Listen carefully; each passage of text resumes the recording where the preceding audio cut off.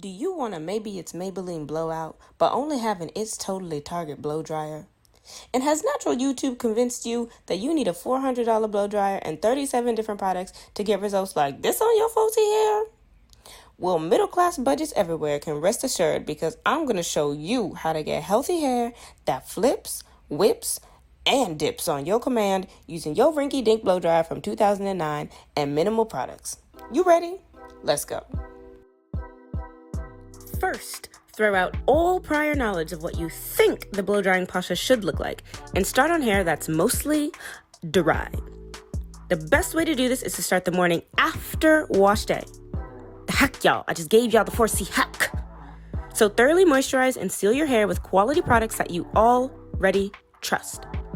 To see specifically how I prepped my own hair, you can watch my wash day and our moisturizing routine videos here. Next, isolate a small section of hair. And I don't mean small for you, but for the capacity of your blow dryer. So, check the age, sis. Check the age. That's all I'm gonna say. Because the higher in age, the more we must pray. Okay. Then, lightly rehydrate, especially the ends, because they will likely already be parched. Just somehow already does it dry. Y'all, I am telling you, the disrespect is flagrant. SMH. And here enters our dark horse, the old faithful generic brand blow dryer of minimal function. You will find no digital interface or optimized ergonomic technology here. Only 3 settings, which on my blow dryer seem to be misnamed, so let me translate that for you.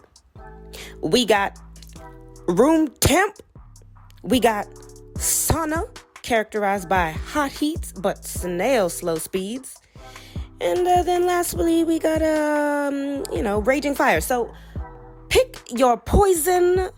Clearly, we got options for days. The gradient is so strong that on a scale of 1 to 10, our levels are 0.5, 1, and 11. So clearly, team no name blow dryer is the team you want to be on. It's where you want to be. So don't worry about it. I got you. We're going to get through this, okay? So let's move on. Now, begin blow drying your hair with the Raging Fire heat setting, or, whatever that may be called on your own blow dryer. It could be sweltering desert, or maybe molten lava, or, I've even seen surface of the sun. So, yeah, you're going to have to use your own judgment for that one and pick the heat setting that corresponds most closely on your own blow dryer. If yours is actually nicer than mine, you may even have a middle heat setting. Yeah, if it's got one of those, I would recommend that because that's actually ideal.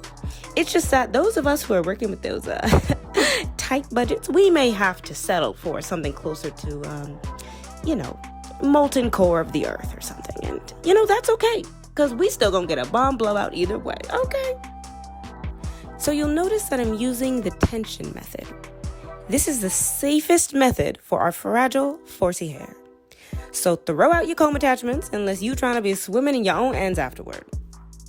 Important note.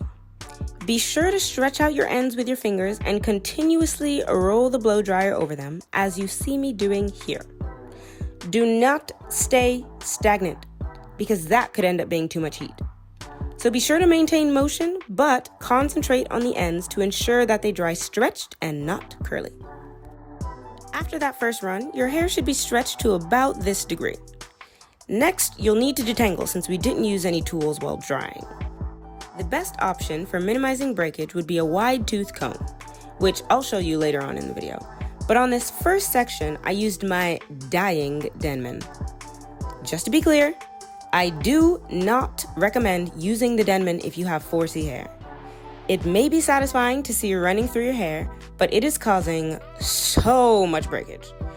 So much so, you might as well have just used the comb attachment earlier and saved yourself the time. For real. Anyways, detangle gently as usual from the ends up to the roots. Like I said, last leg. Oh my goodness. Once detangled, hit the section on the room temperature setting. I pray that on your own blow dryer, it's actually cold air and not as ghetto as mine, but you know, we're gonna work with what we got. On this run, it's fine to concentrate the air by moving slowly through the section and even staying stagnant in some areas. This will ensure that the cool air actually reaches the hairs in the middle of your section as well. Now, if you just came out of a 2-month protective style challenge like me, or you just have 4C hair, you'll likely still find some knots. Just gently remove them with your fingers or cut them out.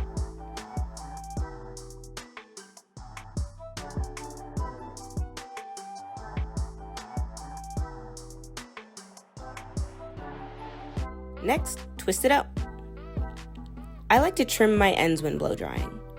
I'll be cutting off about this much. So roll the end tightly to compact the hair and then snip it off. Next, repeat the process on the other half of the twist. While we're watching the recap, now's a good time for me to elucidate the important aspects of this routine that I believe make it the ideal blow drying routine for those trying to grow their 4C hair. 1. It's gentle, which allows you to incorporate blow drying into your hair routine without fear of it interfering with your length goals. 2. There's no heat protectant necessary. I bet some of y'all hadn't even noticed until now. Yep, I now confidently blow dry my hair heat protectant free. The secret lies in what you do to your hair before blow drying, not during. Because healthy, moisturized, even 4C hair will not incur heat damage when paired with good blow drying practices. If you're unsure about what good blow drying practices are for 4C hair, it is exactly the routine that I've laid out in this video. So go back and watch it several more times if need be, study it, but this is what you've been looking for. 3. It's simple. No extra products are required outside of what you already use. No fancy blowout creams, frilly mousses, heavy heat protectants, overpriced oils, tools that are out of your budget, or damaging brushes. Just a reliable way to get beautiful and healthy results every time. And lastly, it'll preserve your hair's health. Because you don't need a silicone-laden heat protectant, you can wash with your gentle sulfate-free cleanser of choice when your blowout's done, thus preserving your moisture-focused hair care routine. Properly moisturized hair will continue to grow as well as resist heat damage even after blow drying. When you're done, you'll have beautiful, fluffy, elongated twists. And then if you so choose, BAM! A luscious blowout that would make even the Lord himself proclaim #BlackGirlMagic. So be sure to enjoy it a bit on day 1 because, let's be honest, you earned it.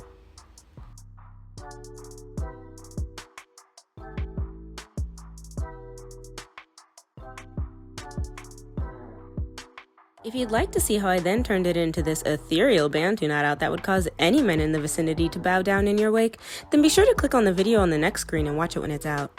But that's all for this one, so I'll see y'all in the next video. Mata ne. Bye.